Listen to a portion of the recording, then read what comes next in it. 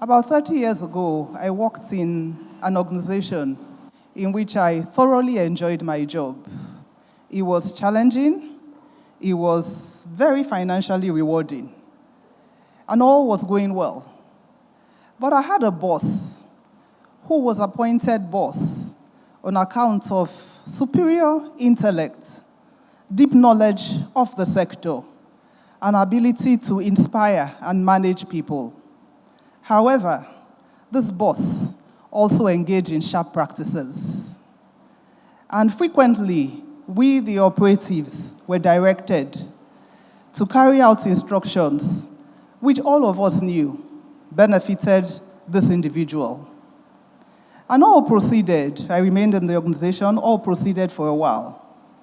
And then after a couple of years, maybe 3 or 4 years, another boss was appointed. And when that new boss arrived in office, the objective was to correct the ills that had been done and to unearth whatever indiscretions or sharp practices the previous boss had engaged in. And so, one fine Thursday afternoon, we were at work, and all of a sudden, operatives from the principal investigating authority at the time came to the office to invite all of us. You know what it means to invite? To invite all of us to the office. On my way to being taken to this office along with my colleagues, I sent a message to my family. And by the time I arrived in this office, my family also were there. You can imagine the fear, the tension, the anxiety. In seconds, the life I would have had if I didn't go to jail flashed before me. I had 5 of my siblings there. I come from a large family, closely knit, very supportive of one another. And they had rallied and all of them had come. And they were pacing up and down, anxiety palpable on their faces. And here was I, wondering what was going to be my lot. Fortunately, we were asked to make statements. I had kept memos of everything I'd been directed to do, and I was one of the lucky ones that was let go. I returned to the office, and then I faced a dilemma. The new boss had just resumed. I wasn't sure whether this new boss had a similar agenda. And therefore, I was faced with a decision: resign or remain. I believe that was the first and perhaps the most challenging ethical dilemma I have ever encountered in my professional life. But all of us daily, in the daily grind, we encounter maybe not the same, but similar.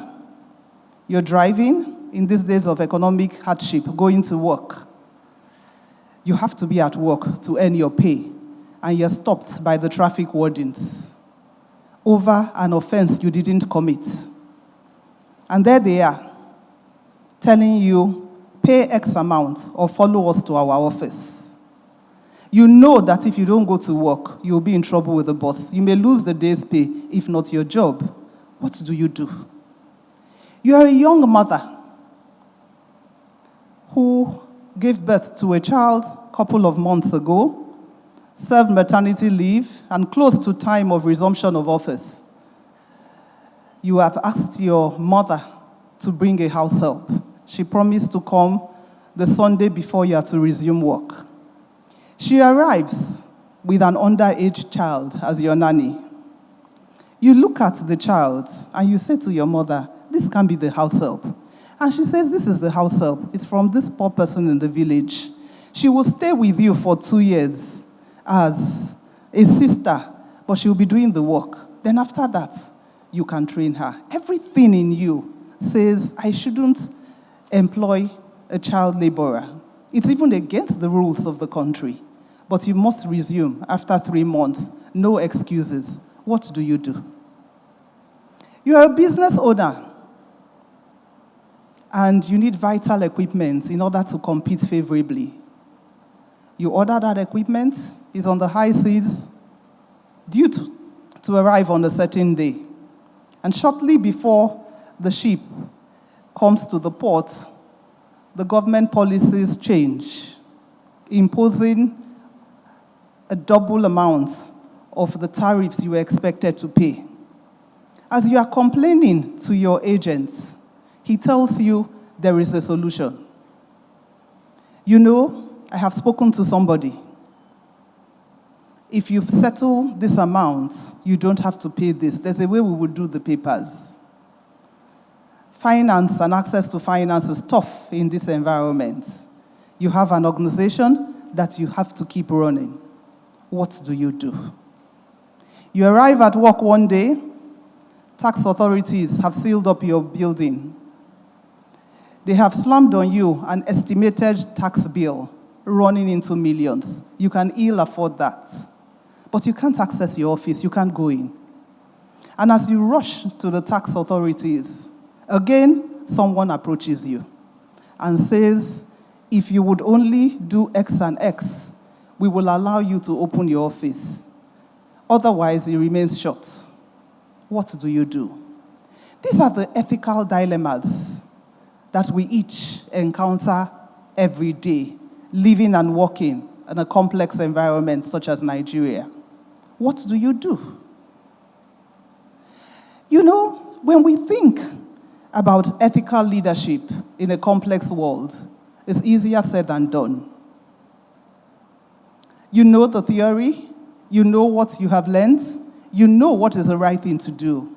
But sometimes the challenges of living true to the ethical considerations versus self-interest are hard to negotiate in our minds. But what do? Do we play ball, as we say, and therefore further contribute to the problems that we have seen and all experience on a day-to-day basis? Because each time we do that, we are part of the problem. Or do we put our self-interest above those? Complex.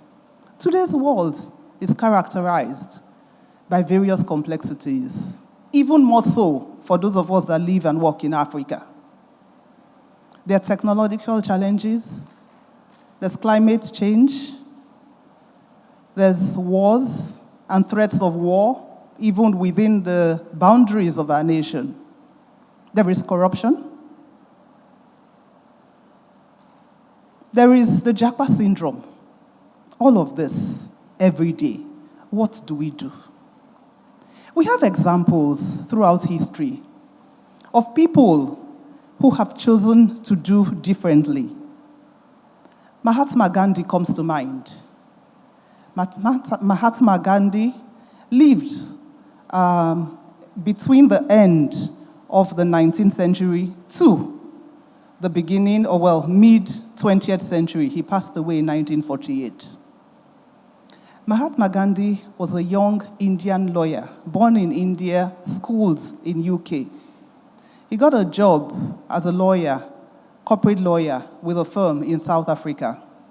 And he went there. He had a first-class rail ticket to travel from one point to the other.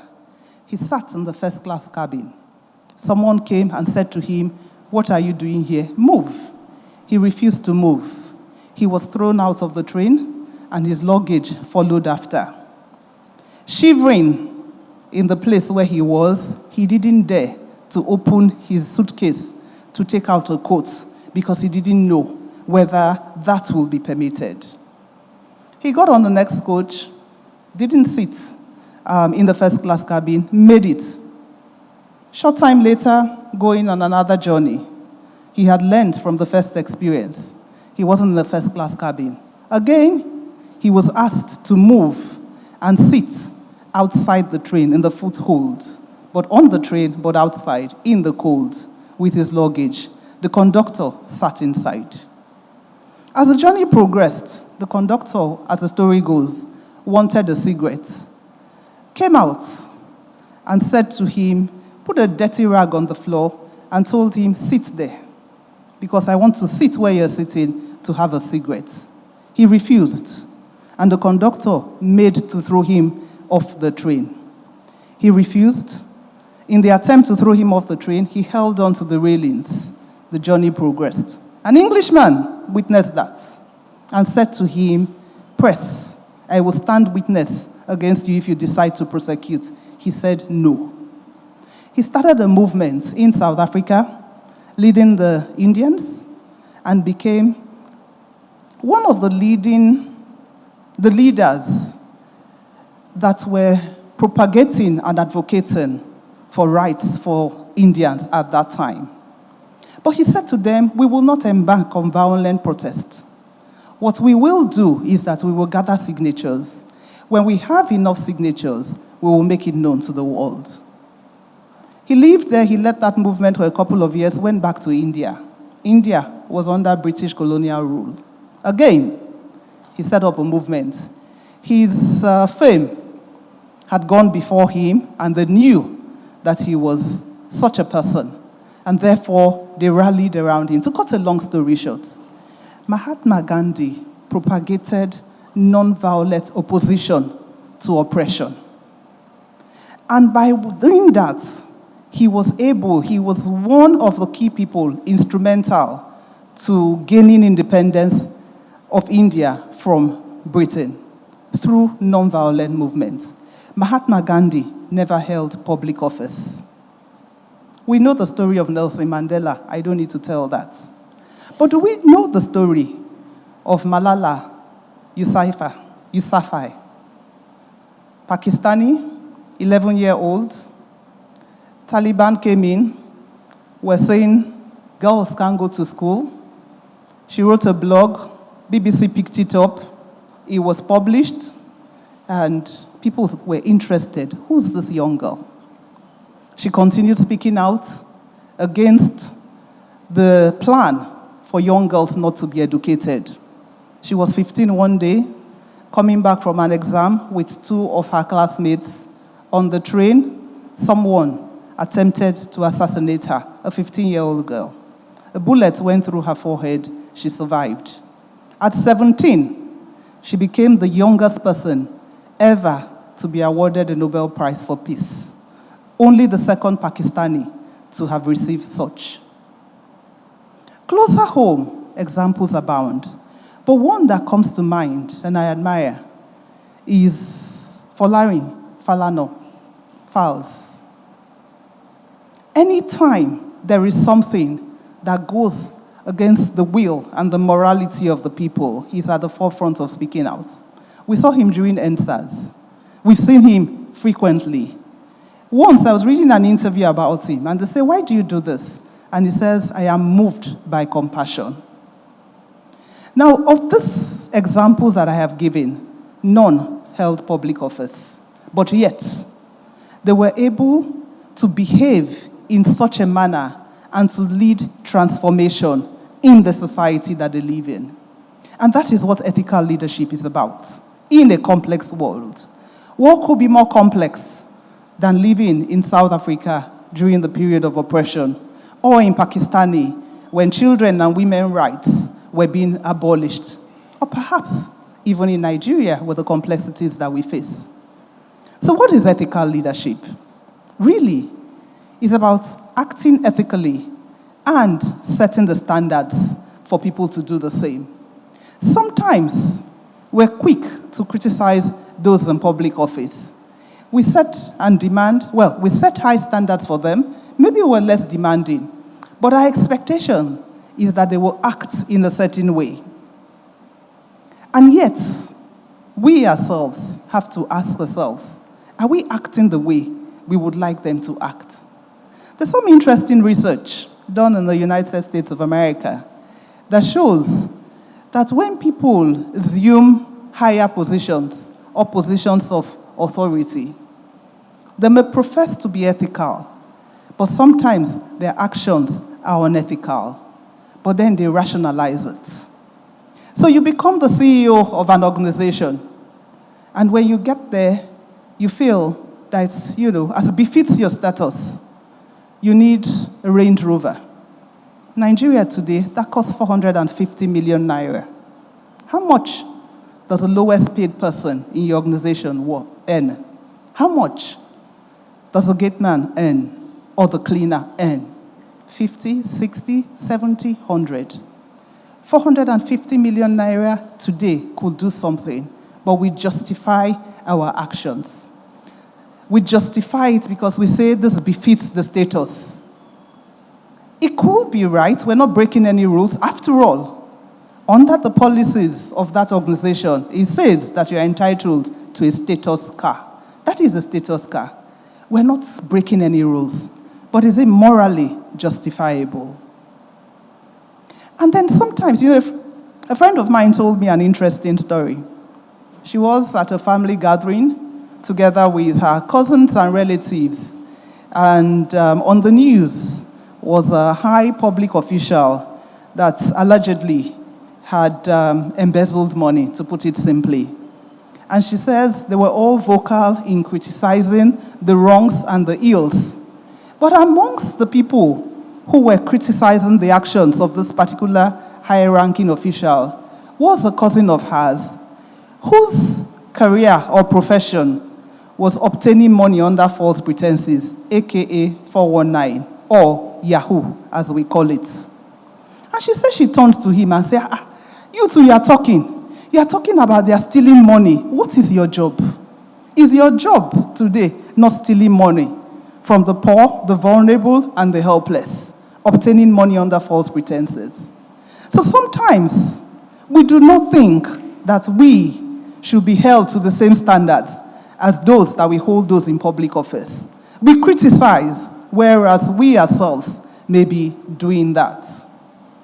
So really, the examples that I gave at the beginning speak about achieving transformation. Sometimes we think that leadership is a formal position that you are appointed into. No, it could be, but it's not only that.